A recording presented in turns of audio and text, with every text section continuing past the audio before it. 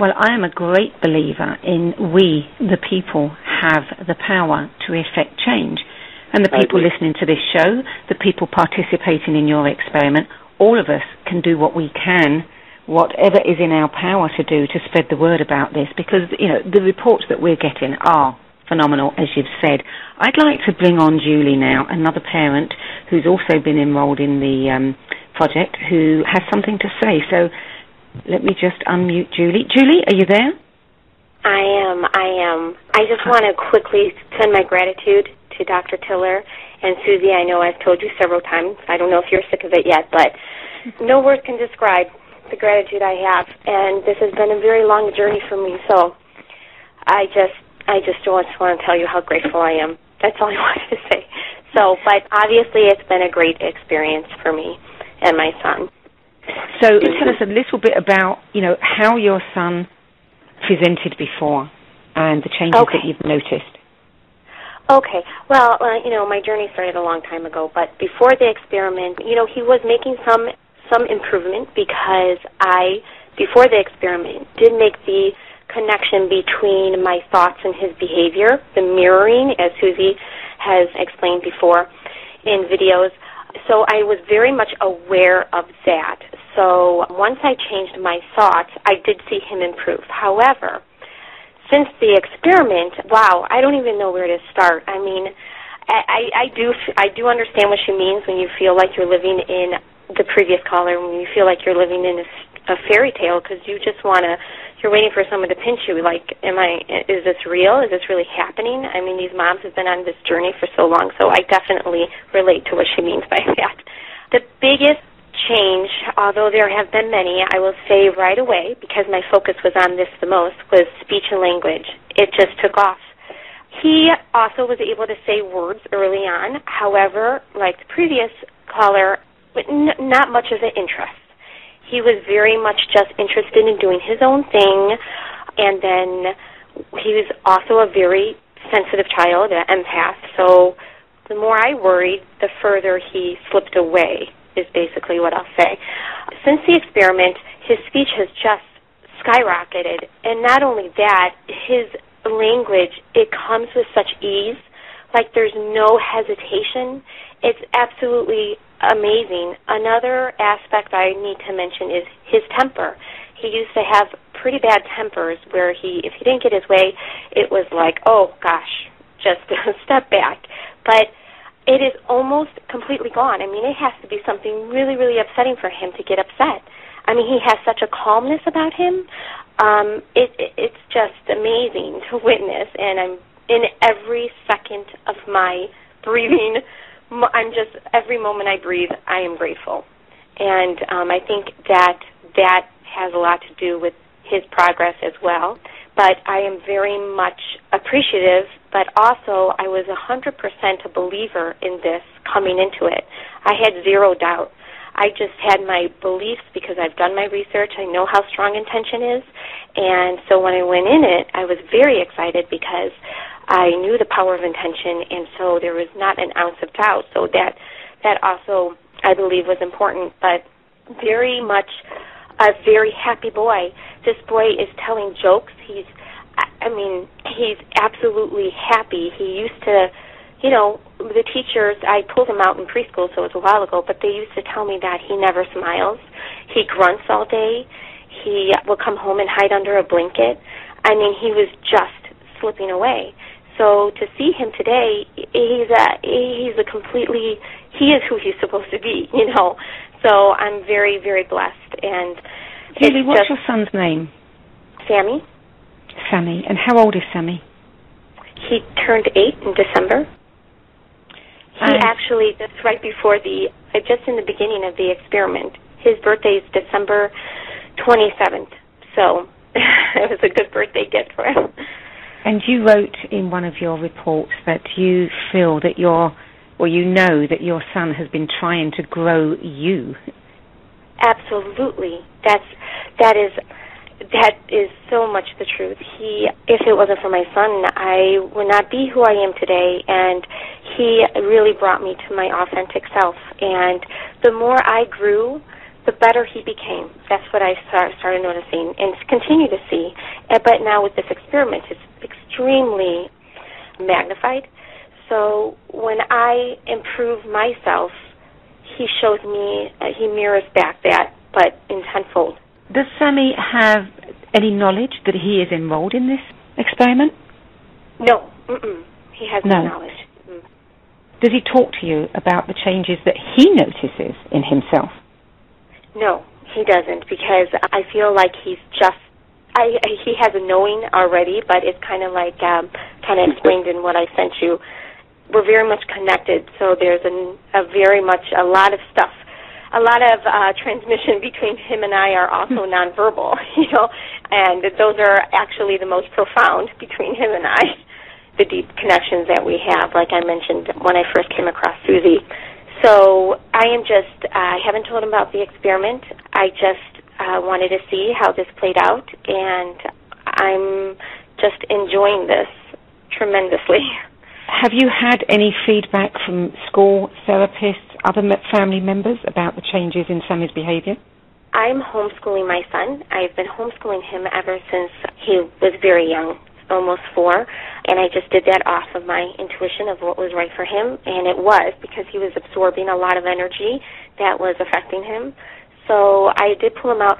However, I will tell you that I get comments left and right from my family, absolutely amazed at how much he is talking, how he has conversations now where he hasn't before. He asks when I tell him he can't do something, a mom would be annoyed by this, but someone in our journey looks at me and says, but why? And it's just music to my ears because it's a conversational question, asking questions, wanting to know, but why? And so my parents, who were tough to crack, they have actually came up to me and said, it's just amazing. He comes up and he talks to them, he asks them questions, he's very interactive, where before he would literally, he just was happy doing his own thing by himself. Don't bother him. He was absolutely fine, but just was happy being just by himself. Are your parents aware of the experiment?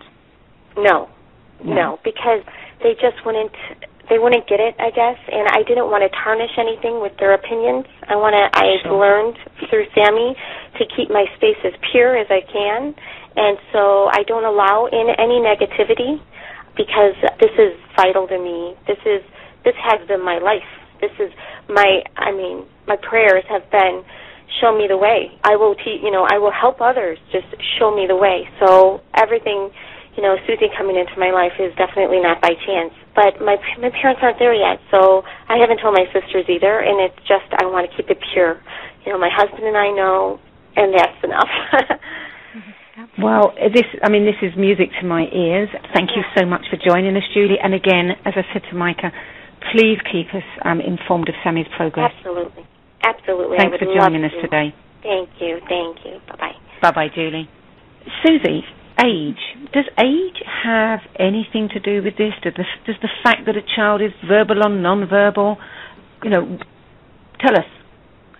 Well, one of the things that I just really want to point out is that if you look at the research as far as development and children who have been supported by therapies and things like that related to autism, most of that research will indicate that if you get a child at the age before they're 3, 5, in those early childhood ages, preschool ages, that you have a much better success rate.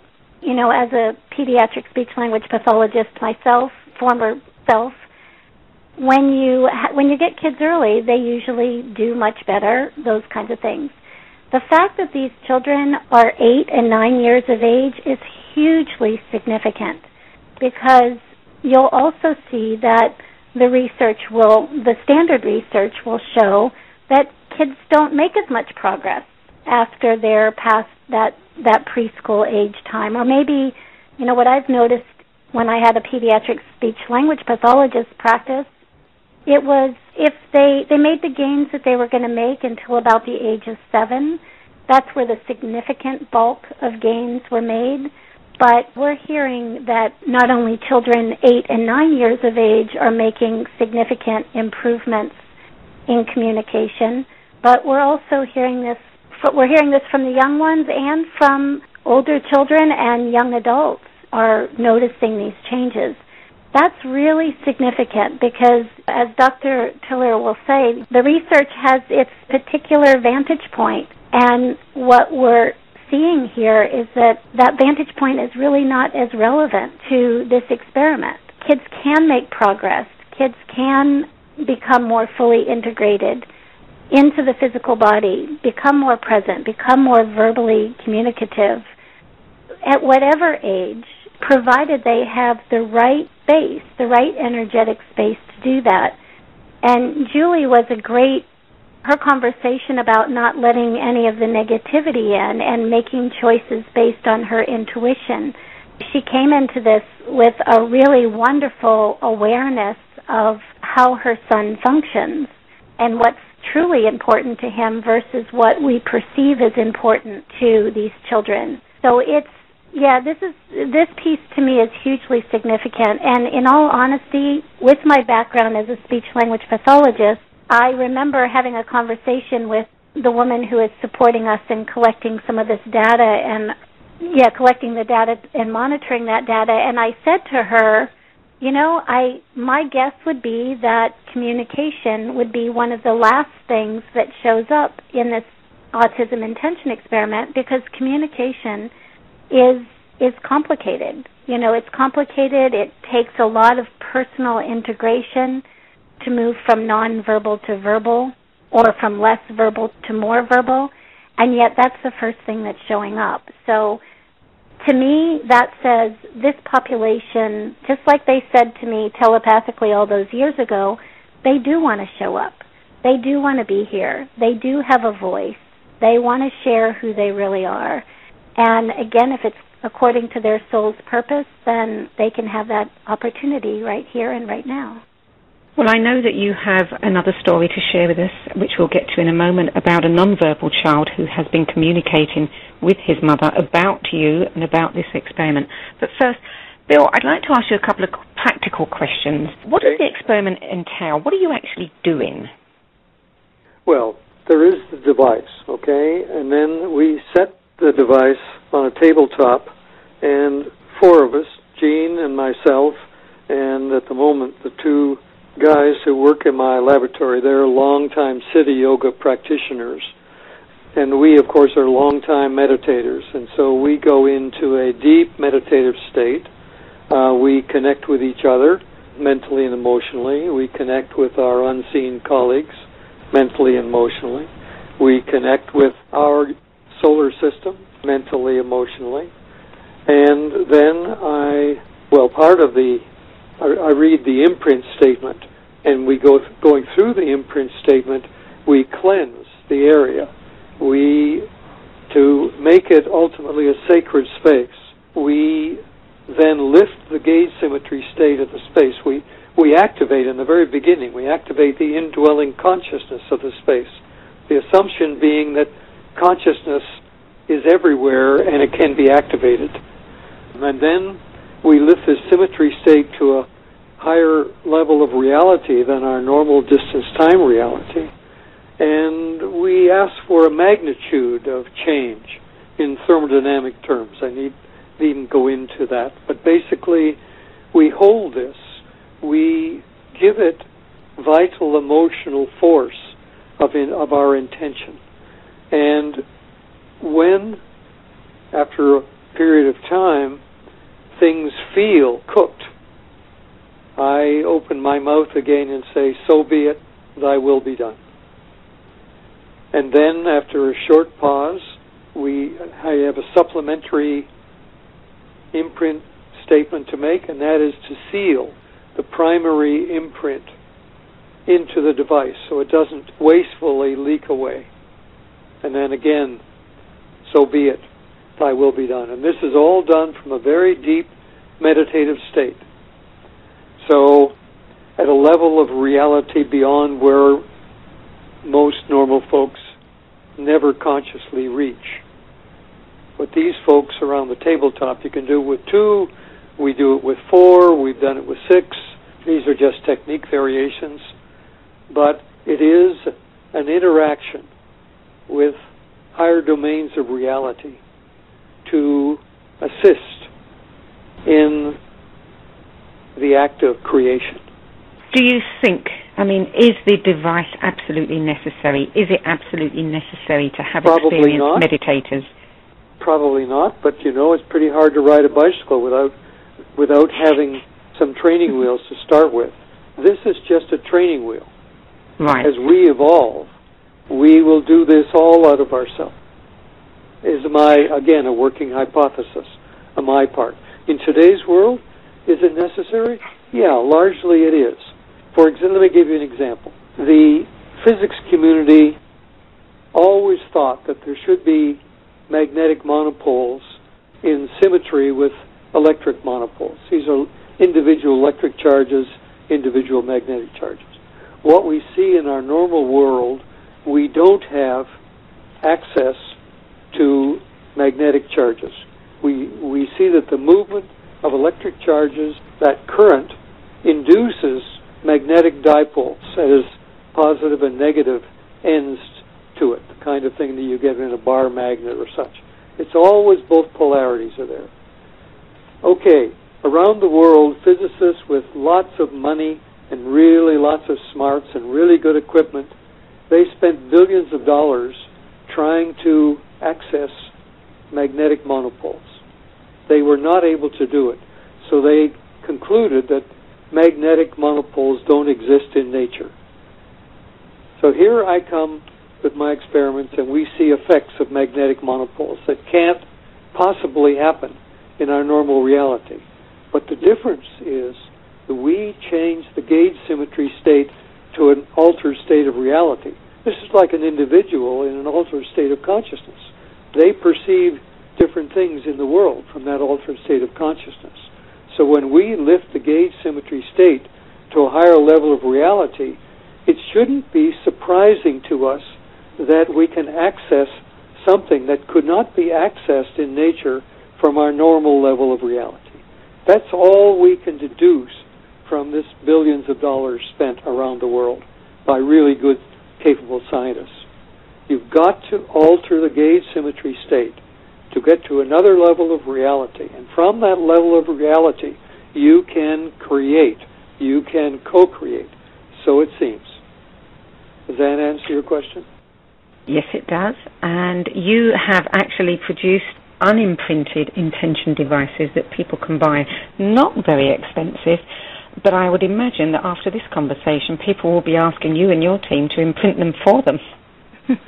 At a cost, we will. At a cost, of course. Everything.